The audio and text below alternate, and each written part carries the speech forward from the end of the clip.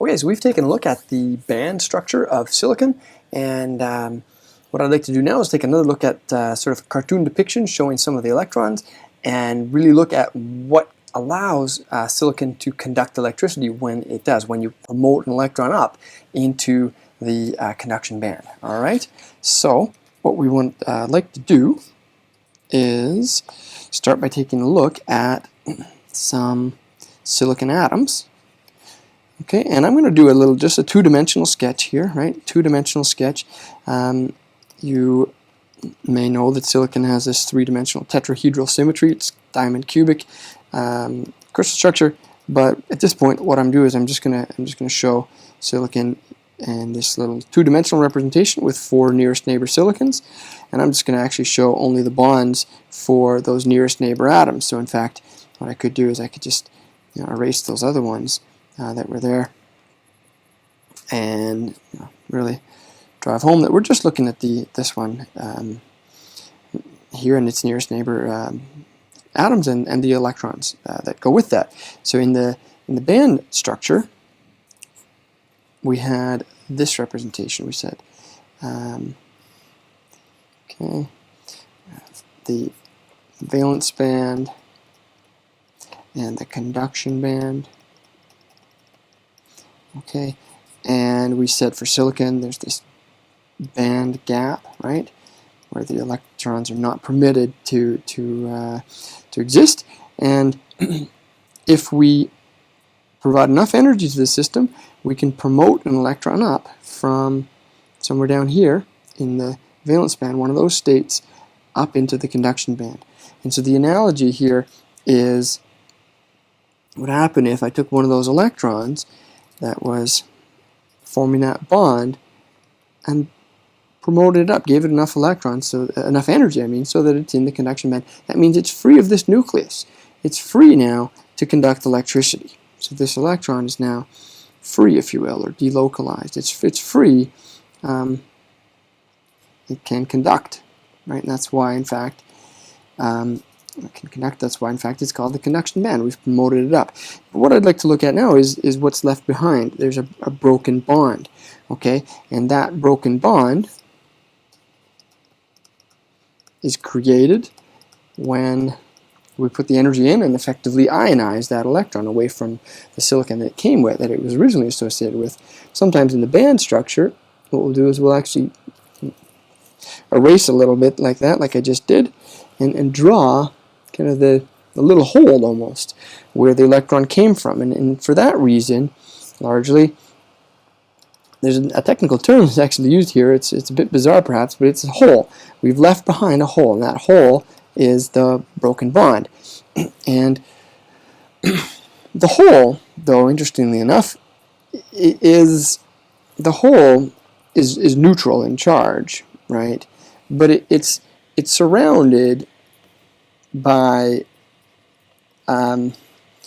negativity, right? So it's like if you go to a party and everyone's sad there for some reason, you're feeling okay. It was not a sad day for you. You're not super excited. You're not super positive, but you're just kind of even-keeled that day. But everyone else is sad. You're going to appear positive. And similarly here, in the charge sense, this hole is neutral, but it's in a world of electrons.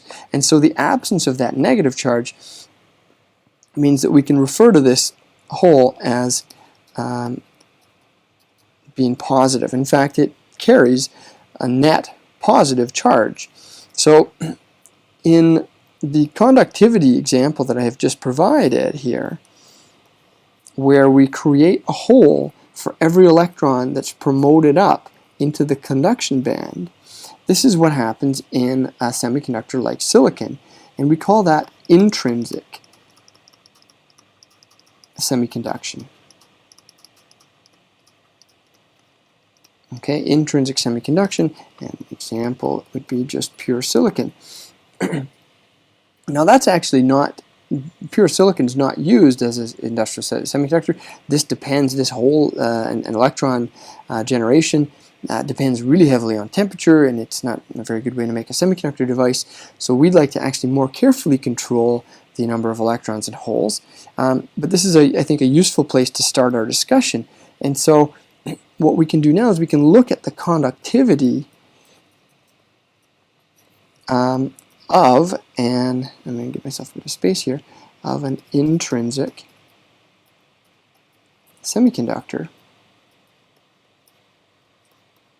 Okay, and if we think about this sort of somewhat intuitively, well, the conductivity, which is going to use the Greek letter sigma, okay, that's the conductivity, that's sigma, should be equal to, somehow, if you think about it conceptually, you've got an electron moving to carry charge. In fact, you've got a hole, and the hole is going to move the other way. It's going to move opposite. If a hole sits here and an electron jumps into it, right, where was that electron? It was here. That means the hole moved that way. So if the electrons are moving this way, the hole's moving the other way, or vice versa. So there's two carriers of charge, and how quickly that electron can move through, or how quickly the hole can move through the lattice, and the amount of charge it's carrying is going to dictate the conductivity. It's like if you've got a bunch of people running along, this just came to me, I don't know if it's a good analogy, with a backpack, you know, how many rocks they can carry in their backpack is going to depend on how quickly they run. It's going to depend on how big the backpack is, right? So, and how many people are running, in fact, as well, of course. So we could capture that here and say, well, it's going to be equal to how many people are running, so that's the number of electrons, okay, times the charge on an electron, times how quickly the electron moves. So let me define each of those for you. This is N for the number of electrons. Q here is the fundamental charge. That's the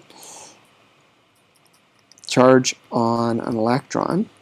Okay, and then mu, and actually I should call this, technically I should call this mu sub n for negative, because it's the refers to what the electron is doing, which is negative. That is called the electron mobility. It's how quickly the electron is moving. Okay? And I'm going to give you a little legend over here. I should have perhaps done this before, but N is going to refer to negative. I mean, it seems so obvious when I write it down, but I don't want to leave it to question. And P then is going to be used for positive, which is what the hole is, okay? The hole is positive, we said. So we're going to use the letter P to refer to that. And then I'll give you the units of this in a moment.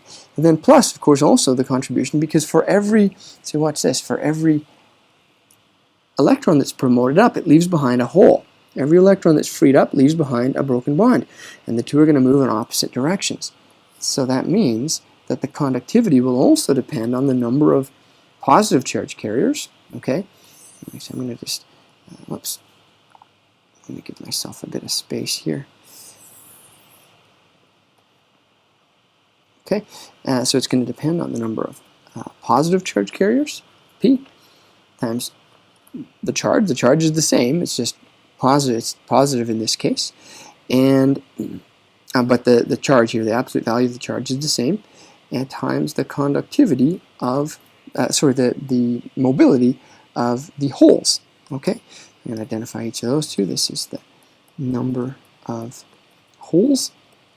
And you might realize there's a little shortcut that we can take here, because the number of holes is equal to the number of electrons. And this is going to be, the charge, the fundamental charge. And this is the hole mobility. Okay, now, like I said, there's a little step we can take here, because we realize that N equals P. All right, for every electron promoted, there's a hole left behind. So the conductivity then of an intrinsic semiconductor is just going to be equal to the number of charge carriers times the fundamental charge times the electron mobility plus the hole mobility. Okay, and let me give you here a couple things. Well, I'm going to give it a red box because it's an equation, as I like to do.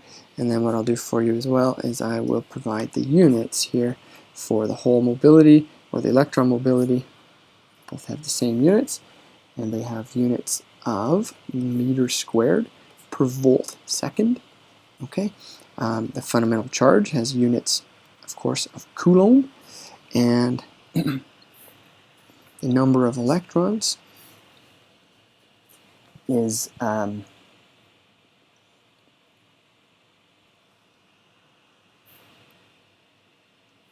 this is the number of electrons per volume of material,